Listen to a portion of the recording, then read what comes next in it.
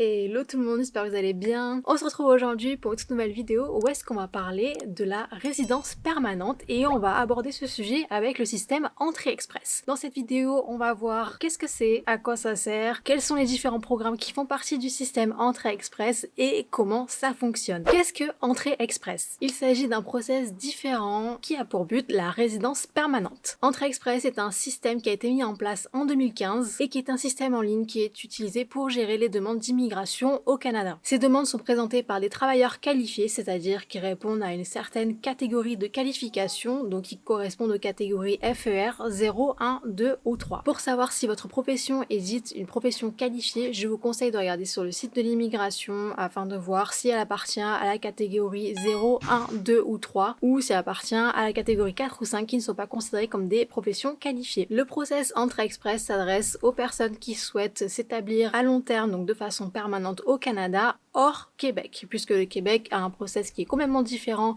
et qui est propre à lui pour pouvoir immigrer de façon permanente. Donc si vous êtes intéressé pour pouvoir immigrer au Québec, je vous invite à regarder les prochaines vidéos que je ferai à ce sujet, mais le système Entrée Express n'est pas fait pour vous. Le système Entrée Express est un système de points qui s'appelle le système de classement global SGC, qui est sur 1200 points. Dans ces 1200 points, ça comprend votre maîtrise de l'une des deux langues ou des deux langues officielles du Canada, votre niveau de scolarité et également votre expérience professionnelle, que ce soit au Canada et ou à l'étranger. Le but est donc d'avoir un maximum de points pour être invité le plus rapidement possible. Pour estimer combien de points vous pourriez avoir sur Entrée Express, vous avez un simulateur qui se trouve sur le site de l'immigration canadienne et où au travers de différentes questions, vous allez pouvoir savoir quel nombre de points vous auriez dans Entrée Express sur 1200 points. Information également à savoir et qui est très importante pour nous en tant que francophones, le Canada a mis en place des sélections dites axées depuis le 31 mai 2023 pour faire face au manque de main-d'œuvre dans certains domaines. Il y a des sélections axées sur différentes catégories afin que les personnes qui ont les compétences linguistiques ou professionnelles recherchées puissent pouvoir intégrer plus facilement le Canada ou du moins pouvoir y rester. Les invitations relatives à la sélection axée se concentrent sur les candidats qui ont un ou plusieurs des critères suivants, donc soit qu'ils ont une solide maîtrise de la langue française ou de l'expérience de travail dans l'un des domaines suivants, donc les soins de la santé, les métiers de la science, de la technologie, de l'ingénierie et des mathématiques, donc STEAM, les métiers tels que charpentier, plombier et entrepreneur. Attention à ne pas confondre avec les entrepreneurs dites travailleurs autonomes ou les entrepreneurs qui ont leur propre entreprise, c'est pas la même chose. Les transports, l'agriculture et l'agroalimentaire. Donc il faut savoir que depuis juin 2023, il y a des rondes d'invitation qui ont été faites sur ces sélections axées, donc c'est vraiment très intéressant, notamment pour nous en tant que francophones, pour la sélection sur la compétence linguistique en français. Quel programme choisir? Le système Entrée Express comprend 3 programmes différents. Vous avez le programme catégorie de l'expérience canadienne, le programme des travailleurs qualifiés étrangers et enfin le programme des métiers spécialisés. Pour vérifier votre admissibilité à l'un des 3 programmes de Entrée Express, le gouvernement canadien a mis en place un quiz sur son site internet qui vous permet de savoir au travers de quelques questions si l'un de ces programmes est fait pour vous. Tout d'abord, le programme de la catégorie de l'expérience canadienne. Ce programme s'adresse aux travailleurs qualifiés qui ont acquis de l'expérience professionnelle au Canada. Donc cette expérience professionnelle doit être acquise généralement au travers d'un précédent permis de travail comme le PVT, le jeune professionnel, le stage coop ou la mobilité francophone. Pour être candidat à ce programme, il faut répondre à différents critères qui sont au niveau de l'expérience professionnelle, au moins une année continue de travail, donc combinaison de temps partiel et de temps plein, au cours des 3 dernières années dans sa profession principale qui doit appartenir à l'une des catégories suivantes, donc FER 0, 1, 2 ou 3. Concernant les compétences linguistiques, si la profession appartient à une catégorie FER 0 ou 1, il faut au moins un score minimum de NCLC ou CLB de niveau 7 en anglais ou en français. Sinon, il faut un niveau NCLC ou CLB de niveau 5 en anglais ou en français si la profession appartient à une catégorie FER 2 ou 3. Au niveau des études, avoir effectué des études secondaires au minimum, donc qui correspond au niveau baccalauréat en France, mais il faut savoir qu'avoir fait des études supérieures, ça amène beaucoup plus de points. Et enfin, concernant l'offre d'emploi, elle n'est pas exigée, mais également elle peut aussi ramener un petit peu plus de points. Deuxième programme, le programme des travailleurs qualifiés. Ce programme s'adresse aux travailleurs qualifiés qui ont acquis de l'expérience à l'étranger et qui correspondent également à certains critères concernant les études ou la compétence linguistique. Pour être candidat à ce programme, il faut répondre aux différents critères suivants. Donc concernant l'expérience professionnelle, au moins une année continue de travail, donc combinaison de temps partiel et temps complet ou uniquement à temps complet, à l'étranger au cours des 10 dernières années dans une ou plusieurs professions qui doivent appartenir à l'une des catégories suivantes. Comme toujours, FER 0, 1, 2 ou 3. Au niveau des compétences linguistiques, obtenir un score minimum de NCLC ou CLB de niveau 7 en anglais ou en français. Concernant les études, ce n'est pas requis, mais ça peut comme toujours apporter des points et l'offre d'emploi n'est pas demandée. Troisième programme, le programme des travailleurs de métiers spécialisés. Ce programme s'adresse aux personnes qui sont des travailleurs qualifiés dans un métier spécialisé et qui ont soit une offre d'emploi valide, soit un certificat de compétences. Pour être candidat à ce programme, il faut répondre aux conditions suivantes. Concernant l'expérience professionnelle, au moins 2 années continues de travail, donc combinaison de temps partiel et temps complet ou uniquement à temps complet, au cours des 5 dernières années dans sa profession principale qui doit être un métier spécialisé appartenant à l'un des groupes suivants. Donc ça inclut par exemple des professions en ressources naturelles, les cuisiniers, les bouchers, les boulangers, les pâtissiers, etc. Concernant les compétences linguistiques, il faut obtenir un score minimum de NCLC ou CLB de niveau 5 en expression orale et compréhension de l'oral en anglais ou en français, ou un niveau NCLC ou CLB de niveau 4 en écriture et lecture en anglais ou en français. Concernant les études, il faut avoir effectué des études secondaires au minimum, donc ce qui correspond au niveau baccalauréat en France. Donc avoir fait des études supérieures, ça amène toujours un petit peu plus de points pour son profil. Concernant l'offre d'emploi, dans cette catégorie, elle est exigée. Il faut soit une offre d'emploi valide à temps plein pour une durée totale d'1 an, soit un certificat de compétence dans votre profession spécialisée délivré par une autorité provinciale, territoriale ou fédérale canadienne. Si vous souhaitez comparer les 3 programmes disponibles sous Entrée Express, vous avez un tableau qui est disponible sur le site de l'immigration si vous souhaitez regarder un petit peu plus en détail. Comme vous l'aurez compris, le système Entrée Express est un process qui comporte plusieurs étapes. Donc tout d'abord, les prérequis avant de pouvoir s'inscrire dans Entrée Express, dans le bassin des candidats. Avant toute inscription, il va falloir préparer certains documents, dont pour certains qui va nécessiter plusieurs mois de préparation en avance. Donc vous avez votre passeport, des tests de langue à effectuer, que ce soit en français et ou en anglais, c'est au choix, sachant que si vous effectuez les deux, ça peut vous rapporter davantage de points. Vous allez devoir effectuer une évaluation de vos diplômes d'études que vous avez obtenus à l'étranger, donc vous avez une liste des organismes par lesquels vous pouvez passer qui se trouve comme toujours sur le site de l'immigration canadienne. Pour ma part, je vous recommande de passer par l'organisme WES, c'est celui qui est le plus connu, sachant que toute évaluation est valide pendant 5 ans et qu'elle vous sera demandée dans tous les cas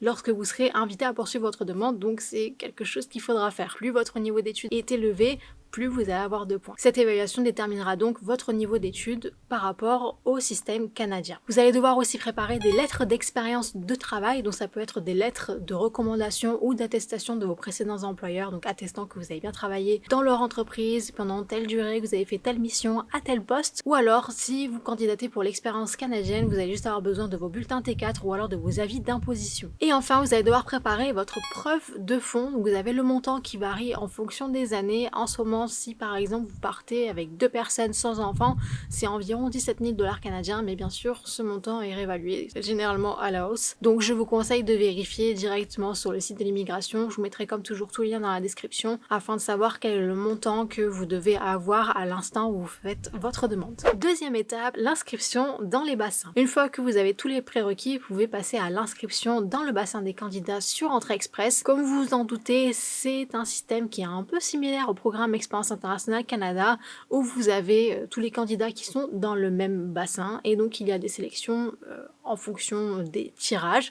Alors la différence entre le programme Expérience Internationale Canada et le programme Entrée Express, c'est que les candidats sont classés donc sur un système de points, donc sur 1200 points, et donc plus la personne a de points, plus elle a de chances d'être sélectionnée, sachant que sur le site de l'immigration, vous pouvez suivre les différentes rondes qu'il y a eu, s'il y a eu des sélections précises en fonction des rondes, et quel a été également le score minimum du candidat qui a été invité. Donc par exemple, le candidat qui a eu la note la plus basse et qui a été invité. Il y a un bassin comprenant les 3 programmes, mais comme je vous l'ai dit, il peut y arriver qu'il y ait des sélections qui soient axées, donc soit sur un programme en particulier, comme le programme des candidats des provinces, ou alors le programme de la catégorie de l'expérience canadienne, ou des métiers spécialisés, ou alors qu'il y ait une sélection qui concerne la sélection axée, donc soit la compétence linguistique, ou par rapport à l'un des domaines qui est en pénurie de main d'œuvre. À titre d'exemple, la ronde du 12 juillet est une ronde qui m'a le plus plus marquée puisque elle a été donc axée sur la compétence linguistique en français. Il y a eu 3800 invitations qui ont été envoyées et la personne qui avait la note la plus basse a été de 375 sur 1200, ce qui est clairement du jamais vu puisque les scores sont généralement aux alentours de 450 voire 480 à 500. C'est quand même du jamais vu et c'est vraiment ouf, donc c'est pour ça que je vous dis que le fait qu'il ait rajouté cette sélection axée sur la compétence linguistique en français, c'est clairement une aubaine pour nous en tant que francophones. Donc clairement, si vous avez comme objectif de faire la résidence permanente hors Québec, je vous invite grandement à faire cette démarche avec Entrée Express dès maintenant. Pour recevoir une invitation, comme vous l'aurez compris, il faut avoir la note la plus haute par rapport à la note minimale qui a été attribuée par rapport à la ronde d'invitation qui a été effectuée. Donc je m'explique, par rapport à la ronde d'invitation que je vous ai donnée à titre d'exemple du 12 juillet où la note la plus basse a été de 375, il faut, pour avoir été sélectionné dans cette ronde, que vous ayez une compétence linguistique en français qui était supérieure à 7, comme je vous l'ai énoncé précédemment, et que vous ayez un score supérieur à 375. Si jamais vous avez eu un score de 375, il invite la personne qui a été inscrite dans les 12 derniers mois, donc qui est, on va dire, la plus ancienne. Sachez que votre profil reste dans le bassin des candidats pendant 12 mois, donc si pendant ces 12 mois vous vous êtes inscrit, vous n'avez pas reçu d'invitation, votre profil sera supprimé, mais vous pourrez toujours redéposer une demande. Information à savoir, lorsque vous vous inscrirez dans le bassin des candidats pour Entrée Express, vous allez devoir répondre à la question où est-ce que vous comptez habiter au Canada. Sachez que votre réponse à cette question n'a pas vraiment d'incidence sur le lieu où vous pourrez habiter une fois que vous aurez reçu votre confirmation de résidence permanente, donc que vous aurez été sélectionné et que votre demande aura été acceptée, et vous pourrez habiter un peu n'importe où au Canada, sauf si vous avez une nomination provinciale, puisque si vous avez une nomination provinciale, vous serez tenu de vous rendre dans la province qui vous aura choisi et pour laquelle vous avez accepté d'être choisi. Donc, faut faire très attention à ça. Si vous acceptez la nomination d'une province, vous allez devoir respecter votre engagement envers cette province. Sinon, elle pourra faire la demande éventuellement que vous retirez votre résidence permanente puisque vous n'avez pas respecté votre engagement envers cette province. Puisque oui, je ne vous ai pas dit, pour gagner jusqu'à 600 points supplémentaires, il est possible d'être nominé par une province, c'est-à-dire de recevoir une invitation à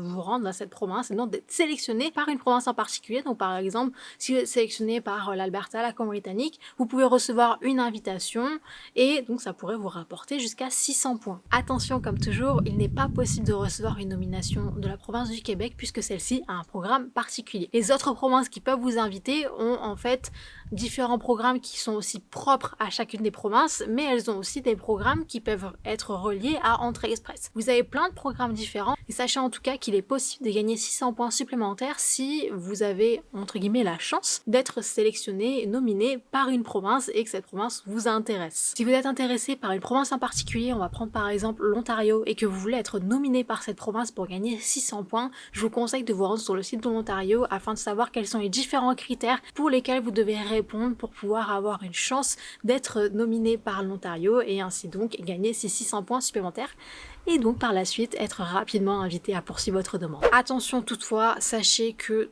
tout ce que vous aurez renseigné dans le profil que vous aurez soumis dans le bassin Entrée Express sera par la suite vérifié lorsque vous serez invité à poursuivre votre demande. Donc je vous conseille d'aviser, de grossir un petit peu les chiffres, par exemple que ça soit concernant votre niveau en langue ou votre niveau d'études, puisque si l'immigration se rend compte que les informations que vous aviez rentrées ne sont pas correcte, ça sent pas très bon pour vous. En clair, l'immigration pourrait en déduire que vous avez fait de fausses déclarations et donc la conséquence c'est que vous exposeriez à un refus de votre demande de résidence permanente et en plus vous serez interdit de territoire pendant 5 ans. Donc il faut se demander si ça vaut vraiment le coup de mentir. Pour éviter de transmettre des informations erronées, c'est pour ça que je vous conseille d'effectuer tous les prérequis au préalable. Par conséquent, vous êtes sûr de ne faire aucune erreur. Troisième étape, la sélection et la poursuite de la demande. Si vous avez la chance d'être sélectionné via une ronde d'invitation par Entrée Express, tout d'abord, félicitations. Sachez que vous aurez désormais 60 jours pour compléter votre dossier et transmettre les documents qui vous seront demandés. La liste des documents à fournir comprend entre autres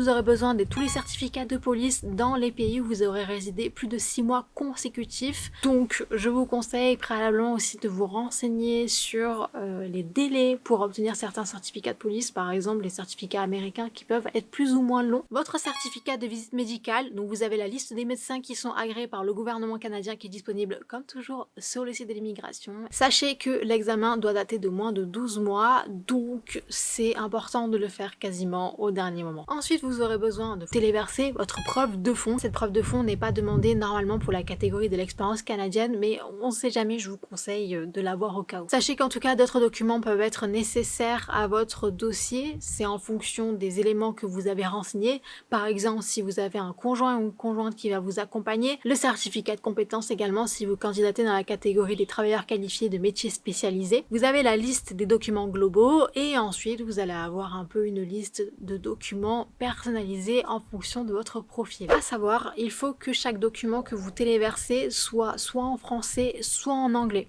Donc si vous avez un document qui n'est pas dans l'une des deux langues officielles du Canada, vous devez le faire traduire, donc soit en français, soit en anglais. Et lorsque vous téléverserez ce document, vous devez y joindre l'original et également la traduction. Attention aussi, si votre dossier n'est pas complet, votre demande pourrait, en fonction de la nature des documents qui seraient oubliés, soit rejeté, soit mis en attente et donc parfois il faudra peut-être recommencer complètement le process Entrée Express. Je connais des personnes à qui c'est arrivé qui ont attendu 8 mois pour avoir des nouvelles de l'immigration et qui au final avaient un document qui n'était pas correct et au lieu de refournir le bon document, l'immigration a jugé nécessaire qu'ils refassent tout le process de la demande. Donc voilà, ça peut arriver, faites bien attention lorsque vous construisez votre dossier, on ne sait jamais et ça serait dommage de perdre autant de temps et de devoir tout recommencer quand même. Une fois que vous aurez tous les documents réunis, vous allez devoir soumettre votre dossier et donc payer les frais relatifs à votre demande. Actuellement, en 2023, ils sont de 1365 $ canadiens par personne, ce qui est environ 930 € et environ de 230 $ par enfant, donc ce qui correspond à 160 € environ. Donc je vous conseille, pareil, si vous effectuez cette demande en 2025, de regarder au cas où c'est aussi de l'immigration, quel est le tarif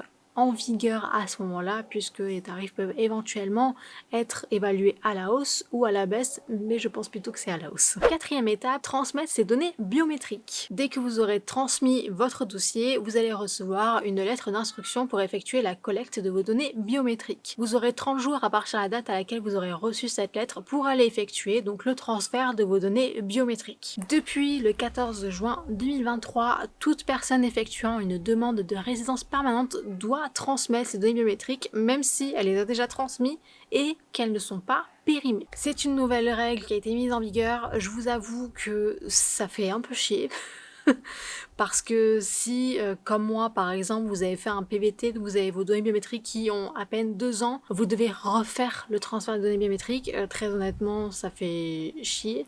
Et ça fait des frais supplémentaires puisque vous allez devoir repayer le frais des données biométriques, vous allez devoir repayer le déplacement, surtout pour un rendez-vous qui dure littéralement 5 minutes. Mais voilà, c'est comme ça, c'est pas grave on va dire, vous devrez le faire et puis de toute façon si vous ne les faites pas, vous n'aurez pas votre dossier qui sera complet et éventuellement accepté. Donc pour pouvoir transmettre vos données biométriques, vous allez devoir vous rendre dans un des centres qui s'appelle les CRDV, qui est donc géré par le Canada. Je vais pas m'étaler très longtemps sur le sujet des données biométriques puisque j'ai fait une vidéo dédiée directement au sujet que je vous invite à aller regarder directement dans le petit i. Cinquième étape, recevoir, je l'espère pour vous, sa confirmation de résidence permanente. Une fois que vous aurez transmis vos données biométriques, vous allez devoir attendre des nouvelles de l'immigration. Ce délai peut être plus ou moins long, mais sachez qu'en tout cas, l'IRCC s'engage à traiter sous 6 mois à tous les dossiers de demande de résidence permanente, donc je l'espère pour vous que ce ne sera pas très long à attendre. Si votre dossier de demande de résidence permanente a été accepté, vous recevrez une confirmation de résidence permanente. La date limite que vous aurez ensuite pour vous rendre sur le sol canadien, activer votre statut de résident permanent et la date limite de votre examen médical. Donc je m'explique, si par exemple vous avez fait votre visite médicale le 12 décembre 2024, vous aurez jusqu'au 11 décembre 2025 pour vous rendre au Canada. Sinon, il faudra que vous refassiez une visite médicale. En tout cas, dès que vous obtiendrez votre statut de résident permanent, vous pourrez rester 5 ans sur le territoire canadien et ainsi voyager comme bon vous semble à travers le Canada et également partout dans le monde et au bout de 3 ans également, vous pourrez prétendre à la citoyenneté canadienne. Si on récapitule tout ce que l'on a vu, le système Entrée Express est un système de points qui permet aux travailleurs qualifiés de pouvoir immigrer et résider de façon permanente au Canada, hors Québec, et cette immigration est plus ou moins facilitée, je dirais, grâce aux sélections accès qu'ils ont mis en place depuis le 31 mai 2023 et qui sélectionnent notamment les candidats qui ont des compétences élevées en français. Vous avez 3 programmes qui sont disponibles sous le système Entrée Express, donc j'espère qu'il y a un programme qui correspond à votre profil. L'IRCC s'engage à traiter tous les dossiers sous 6 mois maximum, donc si vous présentez votre demande, j'espère de tout cœur pour vous que vous recevrez un retour positif et que vous pourrez ainsi commencer, ou du moins peut-être poursuivre votre aventure au Canada. En tout cas, c'est la fin de cette vidéo. J'espère que ça vous aura plu. Si c'est le cas, n'hésitez pas à mettre un petit pouce bleu, à me dire en commentaire si cette vidéo vous a été utile, à vous abonner à la chaîne et également à partager cette vidéo si vous pensez qu'elle peut aider quelqu'un, à me rejoindre également sur Instagram. Et puis sur ce, on se dit à bientôt pour une prochaine vidéo. Tchuss!